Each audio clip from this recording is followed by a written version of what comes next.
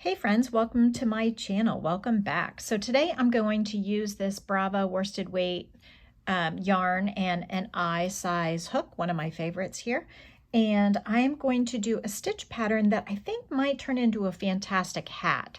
So because of that, I am going to use a single crochet foundation stitch for the beginning because I want the foundation to be stretchy and I want to have something for the brim of the hat, the stretchy part of the hat to hold on to. So I'm going to start with a multiple of 6 plus 1 with a single crochet foundation. So I do have other videos of the single crochet foundation. I've got cat hair in this. Okay, Muffin, have you been up there? So I am going to chain 2. There is a video for single crochet foundation, but I'm going to do it again here. So I've chained 2. I'm going to single crochet, or I'm going to pull up a loop in the second chain from the hook, yarn over, pull through 1 loop on the hook, now yarn over and pull through 2 loops on the hook. Does that phrasing sound familiar? So if this were Tunisian, the first loop is on the hook already because it is, over the top of that first stitch, and then this already is the last stitch. So grabbing those last 2 bars, we're going to pull up a loop. And then to do our return pass, we're going to yarn over and pull through 1 loop and then yarn over and pull through 2 loops on the hook. So whether you call it the single crochet foundation or you're calling it Tunisian simple stitch of just 2 stitches, it's really the same thing. Okay, so if we're calling it a single crochet foundation, we are looking at it like this, and we have 1, 2, 3 stitches. So we would be grabbing the hook in the bottom of the foundation, pulling up a loop, chaining 1, and then yarning over and pulling through 2. If we're looking at it as a Tunisian stitch, then the first bar is already on the hook, and then we're already at the end of the row. So we're going to grab those last 2 loops, pull up as if to Tunisian simple stitch in that final stitch, yarn over, pull through 1, yarn over, pull through 2. Okay, are you with me? So either way you choose to look at it, it's the exact same movements. What we're doing is we are creating a single crochet and the foundation all in one step so that we don't have to chain a certain number of stitches and then single crochet in each one and hope that we have the right number.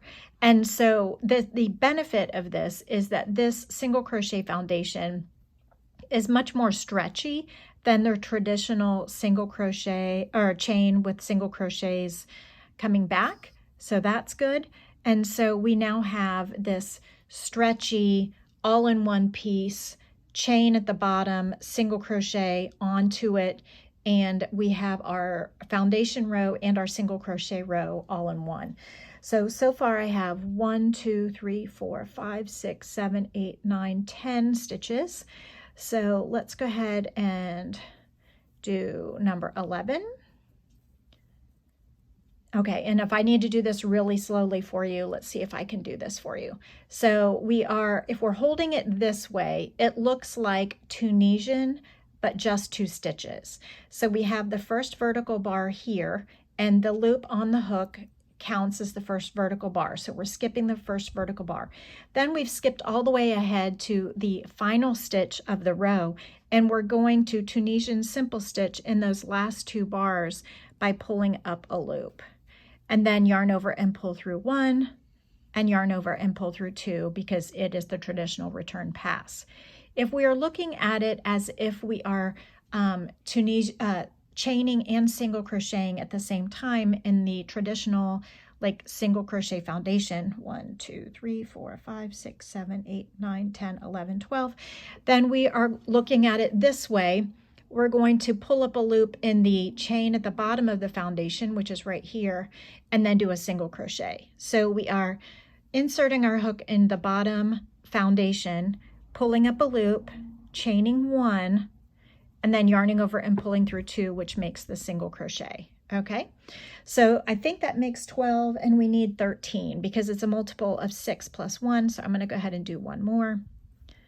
And Muffin is helping here.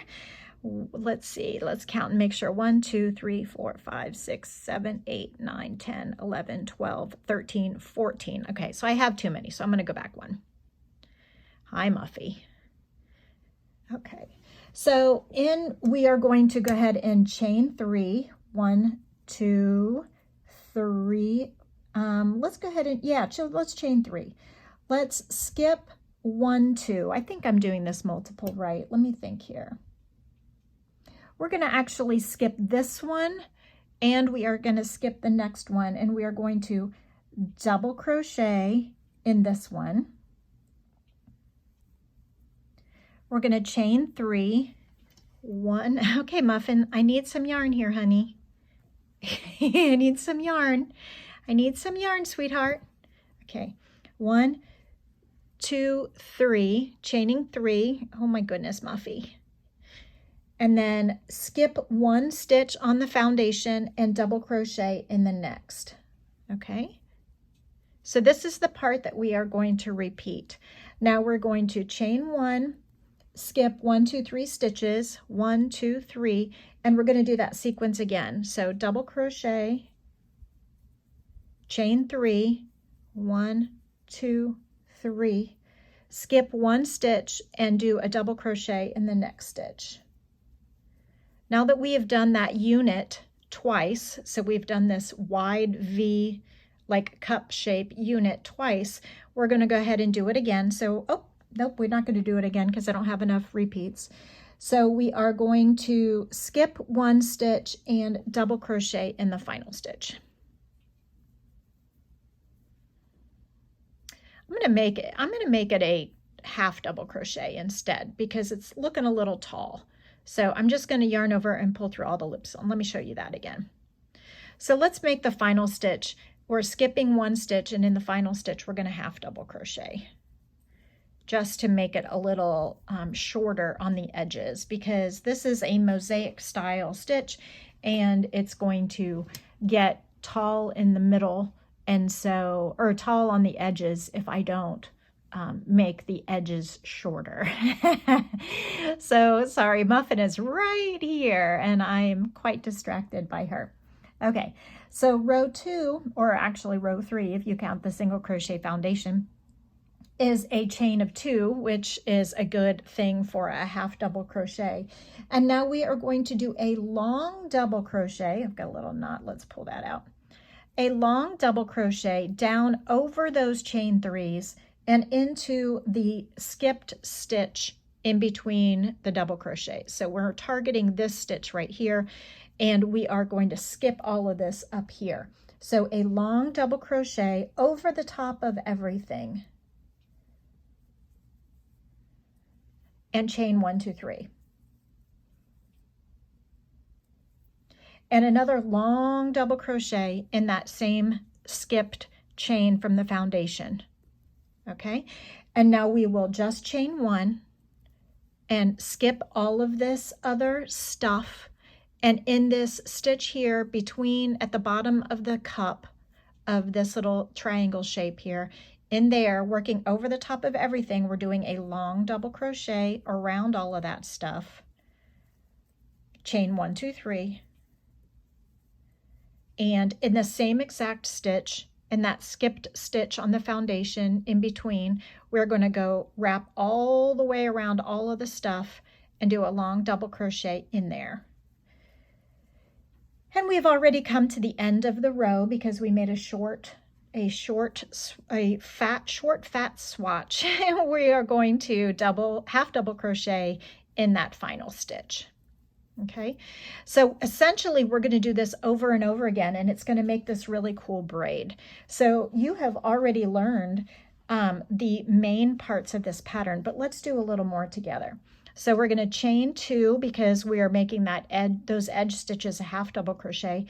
We're skipping all of this stuff, and we are going to place our double crochet, chain 3, double crochet in this same spot down here. So we're making another long double crochet, and we are fitting it in to the spot below. 1, 2, 3 chains, and then double crochet, long double crochet into that same spot.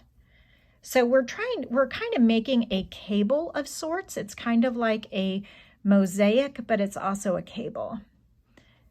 Let me know if you need me to do these rows in different colors so that you can see where they're going. But this long double crochet is reaching all the way down here to the gap in the bottom. Chain 1, 2, 3.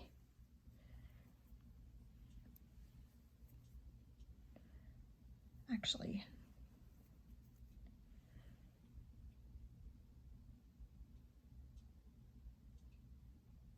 yeah, that's right.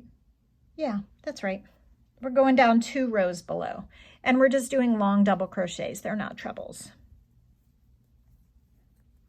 And half double crochet in the chain 2 of the previous turning chain. Okay, Muffin, I need more yarn, sweetheart.